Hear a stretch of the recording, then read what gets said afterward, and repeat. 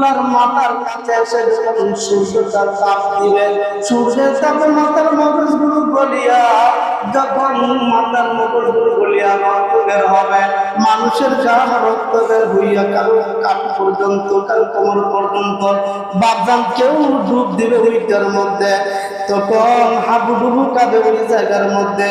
আর অপর দিকে জাহান্নাম যখন ভয়ঙ্কর চেহারা নিয়ে মানুষের দিকে দেয়া আসবে, ৭০,০০০ ফেরেশতা, ৬০০ ফেরেশতা, ঠান্ডার আরো ৭০,০০০ ফেরেশতা, ৭০,০০০ শিকল দিয়ে জাহান্নামকে বেঁধে রাখা হবে। আর জাহান্নাম যখন আসরের ময়দানে জাহান্নামী গুলাকে দেখবে, জাহান্নামী গুলাকে দেখে জাহান্নাম আল্লাহর কাছে বলবে, আল্লাহ আমি তো ক্ষুধার্ত, আমি বড় উপাস, তুমি তো বলেছ জাহান্নামী হবে আমার খাবার। এই হাসরের ময়দানে হাজার হাজার লক্ষ লক্ষ কোটি কোটি জাহান্নামী দাঁড়ায় আছে, অনুমতি দাও একটা লুকমা দিয়ে সমস্ত জাহান্নামীদেরকে খেয়ে ফেলবো। জাহান্নাম তার দাঁত কট কট কট কট করে যখন আসবে, ৭০,০০০ ফেরেশতা ধরে রাখবেন, কেউ আটকাতে পারবেন না। এদিকে জাহান্নাম দিয়ে আসবে, এদিকে যখন সূর্যের তাপ আমাদেরকে তাপ দিবে, আমরা এই অসহ্য যন্ত্রণা এমন এমন চিন্তা হবে যে আল্লাহ তাআলা বিচারটা আরম্ভ করে দেন। বিচারটা আরম্ভ যদি হয়ে যায়, এই সুকষ্ট থেকে জাহান্নামের মধ্যে দিবে না, ওই জান্নাতের মধ্যে দিবে, কিন্তু বিচারটা আমার আল্লাহ যেন করে ফেলেন। আল্লাহ ওই দিন ওয়াহিদুল কাহ্হার থাকবেন।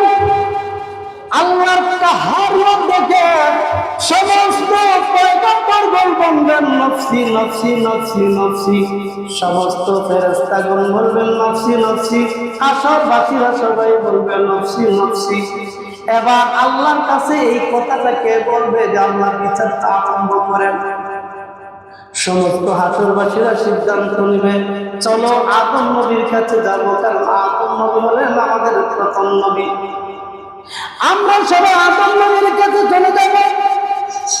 আদম নবীর কাছে যাইয়া বলবো, আদম নবী, ওগো আমাদের পিতা, এই হাসরের ময়দানে এত ভয়ঙ্কর শাস্তি থেকে আমরা রেহাই পেতে চাই, আমাদের বিচারটা শুরু করবেন আল্লাহ। আপনি তো নবী, আপনি আল্লাহর কাছে বলেন আল্লাহ আমাদের বিচারটা যেন শুরু করে দেন। আদম নবী বলবেন, লাস্তু লাহা, আমি এই কাজ পারবো না, কারণ আমি আদম জান্নাতের ভিতরে থেকে নিষিদ্ধ গাছের ফল খেয়ে ফেলেছিলাম। আল্লাহ যদি জিজ্ঞাসা করে জবাব দিতে পারবো না, অতএব আমার দ্বারা হবে না। আমরা সবাই নবীর কাছে যাব, নবীর কাছে বলবো,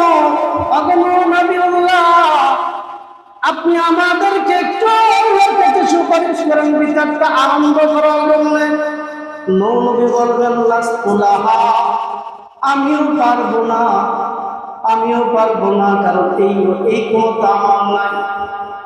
আজকে হাসরের দিনে আল্লাহ তাহাজ্জুদ দেখে নবী বলবেন নফসি নফসি। এবার আমরা যাব ইব্রাহিম নবীর কাছে। ইব্রাহিম নবীর কাছে যাইয়া বলবো, আপনি তো আমাদের জাতির পিতা ইব্রাহিম আলাইহিস সালাম, আল্লাহর কাছে বলেন না আজকে যেন আল্লাহ বিচারটা আরম্ভ করে দেন, কারণ এই হাসরের ময়দানের যে কঠিন শাস্তি এটা সহ্য করতে পারতেছি না। জাহান্নাম যে আসছে আমাদেরকে খেয়ে ফেলার জন্য।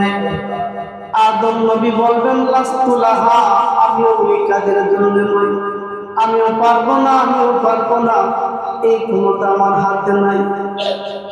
আমরা সবাই পেরেশান হয়ে যাব, কিরে আদম নবীও পারবে না, নূহ নবীও পারবে না, ইব্রাহিম নবীও পারবে না।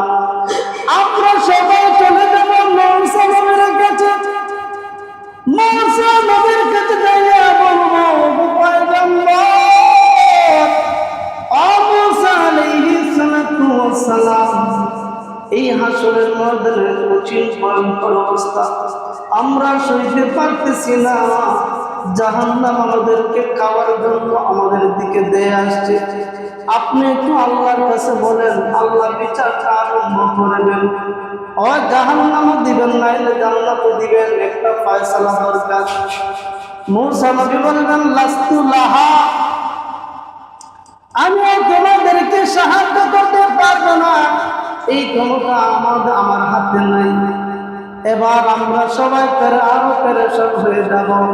হাসরের ময়দানে দৌড়াইতে দৌড়াইতে আমরা সবাই পেরেশান।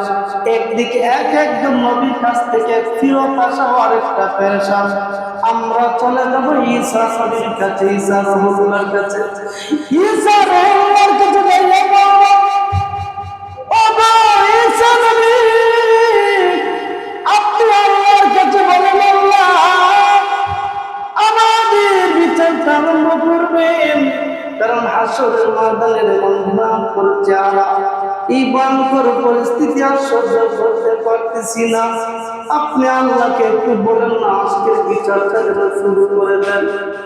ঈসা নবী বলবেন, আমি আজকের এই দিনে আল্লাহ কাহারিও দেখে নফসি নফসি করতেছি, আমিও তোমাদেরকে সাহায্য করতে পারবো না। ঈসা রহমান আমাদেরকে বলবেন, শুনো, আমি তোমাদেরকে সাহায্য করতে পারবো না, কিন্তু তোমাদেরকে একটা জায়গার সন্ধান দিতে পারি, একজনের সন্ধান দিতে পারি।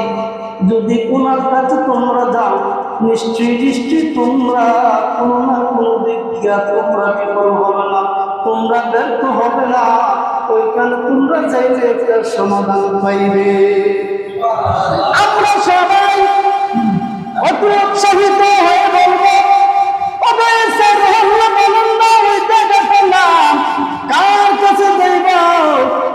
ঈসা নবী বলবেন, তোমরা চলে যাও মুহাম্মদুর রাসূলুল্লাহ সাল্লাল্লাহু আলাইহি ওয়াসাল্লামের কাছে। এবার আমরা চলে যাব আল্লাহর নবীর কাছে। আমার নবীর কাছে যাওয়ার পরে আমাদের অবস্থানগুলো আমাদের নবীকে বলবো। আল্লাহর নবী আমাদের কথাগুলো শুনে বলবেন, তোমাদের জন্য আমি রাসূল অপেক্ষা করতেছি, আসো তোমাদেরকে নিয়ে আল্লাহর দরবারে সাজদায় পড়ে দেব। আমার নবী সঙ্গে সঙ্গে সাজদায় পড়ে যাবেন। সুবহানাল্লাহ। আমরা সবাই আমাদের নবী এই সাজদার কারণে আমাদেরকে আমার আল্লাহ আমাদেরকে জাহান্নাম থেকে মুক্তি দিবেন। সুবহানাল্লাহ। আল্লাহ নবী সাজদায় পড়ে যাবেন। আল্লাহ তাআলা বলেন, বন্ধু